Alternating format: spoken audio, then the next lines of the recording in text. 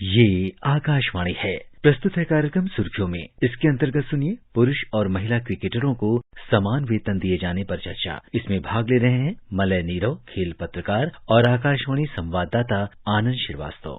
भारतीय cricket control board ने एक ऐतिहासिक फैसला लेते हुए पुरुष और महिला क्रिकेटरों की मैच फीस एक समान करने की घोषणा की है। बहुत लंबे समय से इसका इंतजार भी था क्रिकेट प्रेमियों को। मलय, इस फैसले के बाद क्या लगता है कि जो भारत में एक मेल क्रिकेटर्स की ब्रांड वैल्यू है, जो उनको इंडोर्समेंट मिलते हैं या पब्लिक में बहुत ज्यादा लोकप्रिय हैं, और दूसरी तरफ महिला क्रिकेट के मैचों का लाइव प्रसारण भी कई बार नहीं होता है, इसमें भी समानता देखने को मिलेगी और क्या बदलाव आएगा ये एक समान मैच फीस होने के बाद? देखिए, मैच स्पॉन्सरशिप या मैच की जो व्यूअरशिप है वो इस बात पर डिपेंड करती है, इस बात पर निर्भर करती है कि खेलने वाला कौन। अगर आप याद करिए 2017 के फाइनल में जब भारत की महिला टीम पहुंची थी विश्व कप के फाइनल में, और उससे पहले मेलबोर्न में जब मुकाबला हुआ था तो बहुत बड़ी संख्या में दर्शक थे। लॉर्ड्स के मैदान पर लगभग 28,000 और 84,000 मेलबोर्न क्रिकेट ग्राउंड पर। तो कौन खेल रहा है और उस मैच को कितना दिखाया जा रहा है टेलीविजन पे,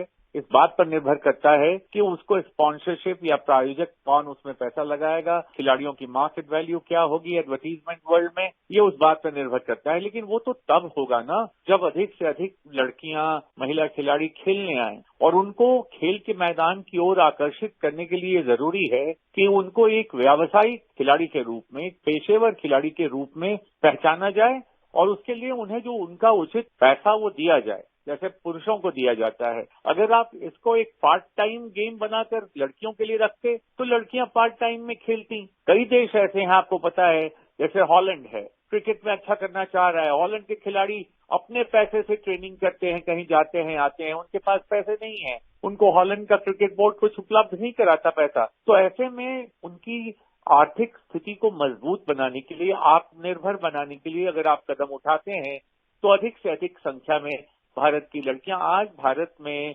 जिसके घर में लड़के और लड़कियां दोनों हैं, आप देखेंगे धीरे धीरे भेदभाव कम हो रहा है। यानी कि लड़कियों की उनकी जो आजादी है, उनकी जो वित्तीय स्वतंत्रता है, वो हर माँ बाप चाहता है। और अगर आप उसको नौकरी में नहीं कराने देते और खेल के मैदान में ही वो जूझती रहती हैं सुबह से शाम तक, तो सुबह से शाम तक जब वो जूझती रहेंगी खेल के मैदान में, ऐसे में उनको कुछ न कुछ उनके सुनिश्चित भविष्य के लिए जरूरी है कि कोई न कोई वित्तीय स्थिरता उनके जीवन में आए, उसके लिए पैसे आए। तो जब पैसा आएगा तो खेल का विकास होगा, प्रतिभाओं की पहचान कम उम्र से होगी, उन प्रतिभाओं को विकसित करने के लिए, तराशने के लिए मैच होंगे, उनमें पैसे डाले जाएंगे, लड़कियों को पैसे मिलेंगे, उनके घर वाले भी चाहेंगे कि लड़कियां हमारी जाएं और इनमें हिस्सा लें। तो ऐसे में क्रिकेट का विकास होगा। सिर्फ लड़कियों के क्रिकेट का विकास होगा ये कहना भी उचित नहीं है। ओवरऑल क्रिकेट एक खेल के रूप में जो बहुत प्रचलित है, जो बहुत जिसे पसंद किया जाता है भारत में,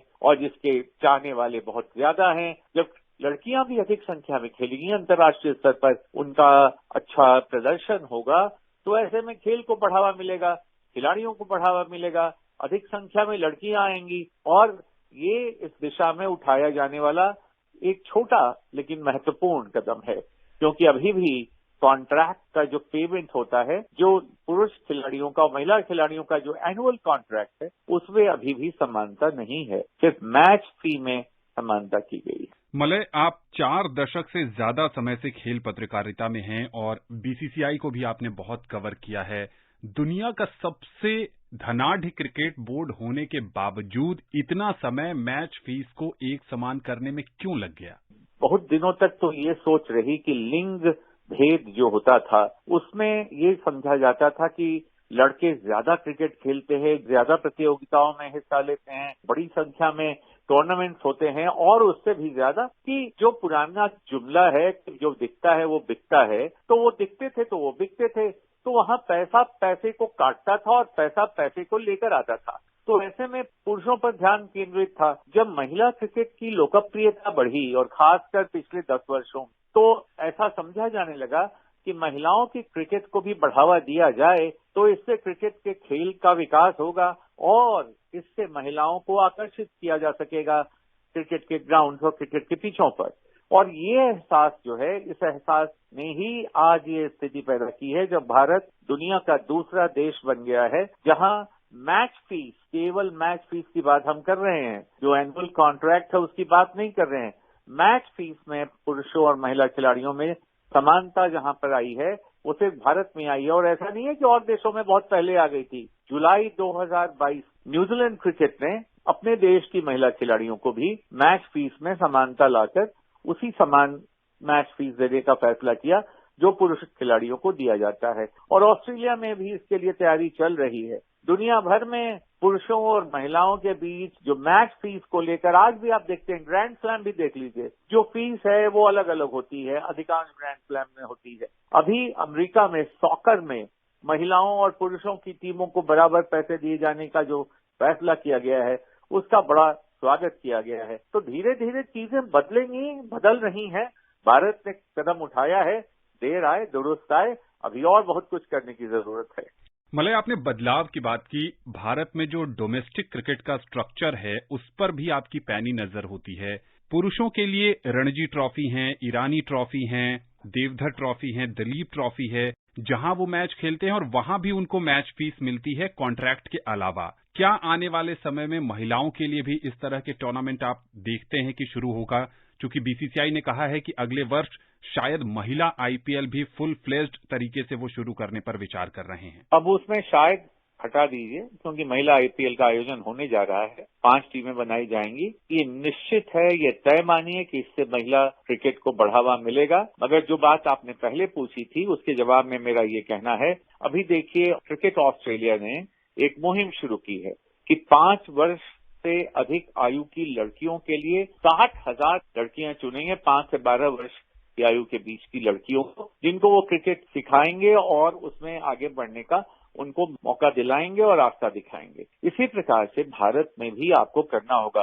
under 16, under 19, under 17, under 15, under 13, ये डिफरेंट टूर्नामेंट ऑर्गेनाइज करने होंगे आपको, अगर आप चाहते हैं कि भारतीय क्रिकेट में भी उसी प्रकार का पेशेवर माहौल उपलब्ध हो। स्कूल से लेकर कॉलेज तक, कॉलेज से लेकर मैदान तक, आपको टीम को उम्र के आधार पर उनको बांटकर अलग अलग टीमें बनानी होंगी, उनके लिए प्रतियोगिताएं करानी होगी। इस दिशा में महिला आईपीएल के आयोजन की खबर एक बहुत ही स्वागत योग्य कदम है।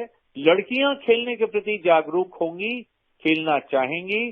जिन लड़कियों में प्रतिभा है, जिसका विकास इसलिए नहीं हो पाता है क्योंकि वो नौकरी की चाकरी की तलाश में, कुछ नौकरी की तलाश में और कुछ विवाह के बाद अपना जीवन बसाने की तलाश में बचपन में खेलने के बाद भी खेलना बंद कर देती हैं, वो दोबारा आपको मैदान पर दिखाई देंगी। इक्वल मैच फी देने की बात की जा रही है। जब आगाज हुआ है अभी ऐसा, तो हमें लगता है कि आगे भी और अच्छा होना चाहिए। मलय, संक्षेप में अंतिम में आपसे ये जानना चाहेंगे, जैसे कि इस बार राष्ट्रमंडल खेलों में महिलाओं के T20 क्रिकेट को शामिल किया गया, आने वाले समय में क्या खेलो इंडिया या राष्ट्रीय खेल में भी महिलाओं की क्रिकेट को शामिल होने की संभावना देखते हैं आप? बिल्कुल। जब राष्ट्रमंडल खेलों में महिला क्रिकेट को शामिल किया गया, जिसमें इस बार भारत ने रजत पदक प्राप्त किया, और आपको पता है कि 7 वर्षों से एशियाई चैंपियन रही है भारत टीम, लगातार 7 बार एशिया में चैंपियन रही है।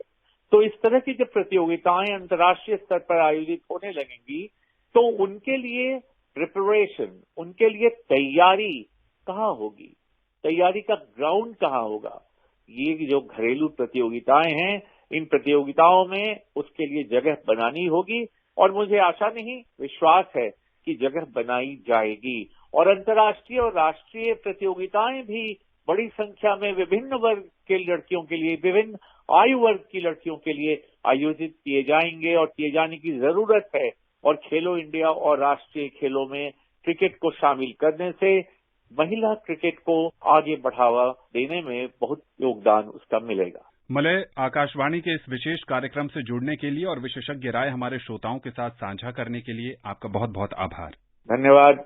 अभी आप सुन रहे थे पुरुष और महिला क्रिकेटरों को समान वेतन दिए जाने पर चर्चा। इसमें भाग ले रहे थे मलय नीरव, खेल पत्रकार और आकाशवाणी संवाददाता आनंद श्रीवास्तव। ये कार्यक्रम आकाशवाणी के समाचार सेवा प्रभाग द्वारा प्रस्तुत किया गया। इसे आप हमारे mobile app news on AIR और YouTube channel news on AIR official पर भी सुन सकते हैं।